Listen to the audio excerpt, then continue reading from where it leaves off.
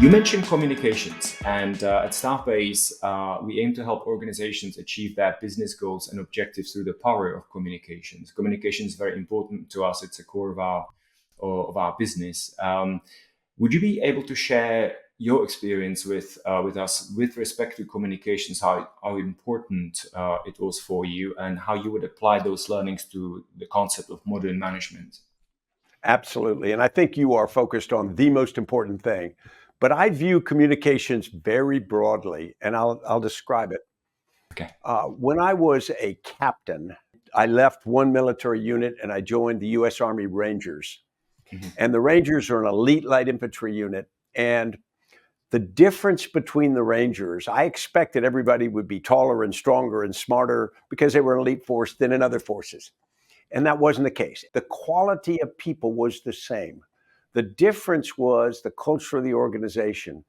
There was an expectation on the part of every Ranger that they would be better than they would otherwise be in another organization. And there was an expectation on the part of the organization that they would hold each other to account. Mhm. And so what happened is you communicate through many, many subtle ways, through how you wear your uniforms, but between how you address people, Mhm. between how you stand when a junior person talks to a senior person, the level of discipline, the level of respect, the level of commitment. And those are all things that we wouldn't say are direct communication, but they are indirect communication because if they see me wear my uniform correctly and stand proudly and with discipline, I'm sending a message to every Ranger that sees me, and actually Mhm. everybody outside the Rangers, what the standard is. And so the most powerful communication in my experience is example. Mhm. And so leaders have to lead. Leaders have to embody the the standards and the values that we espouse. Because if a leader says one thing and then people know them to live another, we call it a say-do gap between what you say and what you Mhm. do. Okay. And as soon as you have that gap, you get cynicism because people down in the organization. So that's the first kind of communication. And some organizations do it brilliantly and some do it very poorly, and they don't even understand that they do. They don't understand that they are creating this level of dissatisfaction among junior people because they think they're being part of a lie. It's just not true. So the next part of communication is that we used to say the rule of threes in Mhm. the Army. And that means until you tell the troops something three times, it doesn't count. Yeah. You have to tell the same troops three times. I don't think it's true. I think it's the rule of 300. You have to say it 300 times. So when I was commanding the Ranger Regiment after a number of years working my way up, my sergeant major and I, the regimental sergeant major and I, were very close friends. And we developed what we call the Big Four. Those were the four priorities of the organization that we wanted people to focus on. And when we went and talked to Rangers around the regiment, almost all we ever talked about was the Big Four. Now, there Mhm. were many other things that they had to think about and do, and we wanted leaders to do, but we didn't want people to hear us talking about those other things. We would talk to leaders and say, address these problems.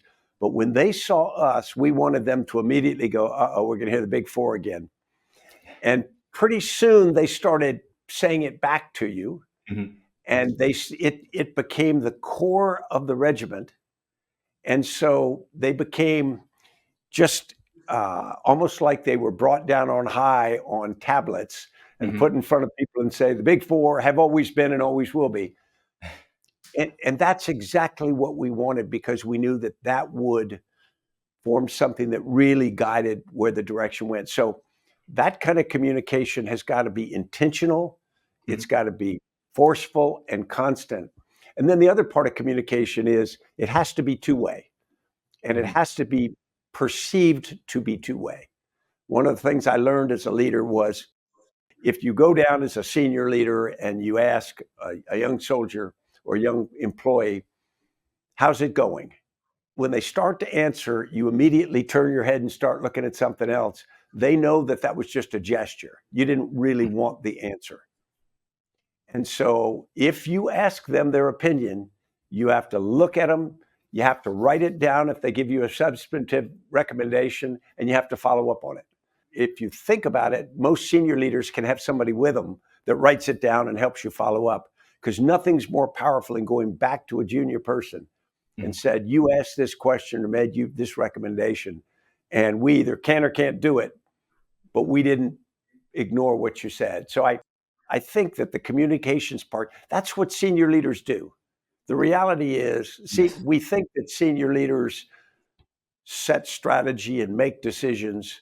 What I found is you've got good staffs to develop the strategy for your approval, and most decisions should be made far below you. What Right. senior leaders do is communicate, and That's they correct. ensure that communication is occurring. I 100% agree. And Stan, would you be able to draw any parallel between, or maybe even actually differences between your experience from the military to your business experience? Because what I believe our audience might be asking is whether in military, your audience listens because they kind of have to, perhaps. In business, we're dealing with a lot of millennials and we're dealing with a slightly different Yeah. generation now, perhaps, that might not necessarily feel like they have to listen. They want to be inspired. They want to be driven. So is there any difference between the two communications that you've That's experienced? a great question, Dan. There's much less difference than you would think. People think that soldiers say yes, sir, no, sir, yes, sergeant, no, sergeant, and have to do what you order them. And on a parade ground, that is true, because Mm-hmm. on a parade ground, they are scared of the sergeant. Yes. On the battlefield, they're scared of the enemy.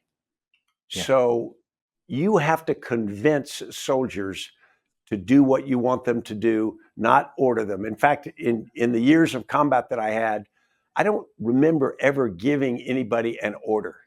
I remember asking them to do things. Now, they may say, well, okay, if the general asked me to do something, that is in fact an order.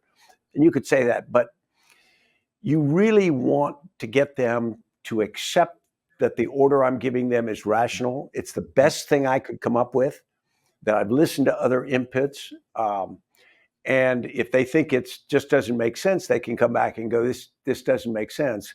So you're really convincing them. In the civilian world, you do sometimes, particularly with young people today, because I'll be honest, they are more sensitive than Mm-hmm. we were. And so uh, you've got to couch things, you've got to express things sometimes a little differently. You've got to be a little less forceful. But what we do in my organization now is I don't give many orders, but I'm very transparent. I will show them the financial status of the company in detail. And Mm-hmm. I'll say, okay, I think we need to do this. The numbers tell me we need to do this. If you think I'm wrong, somebody read the numbers differently. Okay. And that works pretty well. And you do, as I say, I think we're a little too sensitive right now, to be honest. But It might be. but I think it's still very, very similar.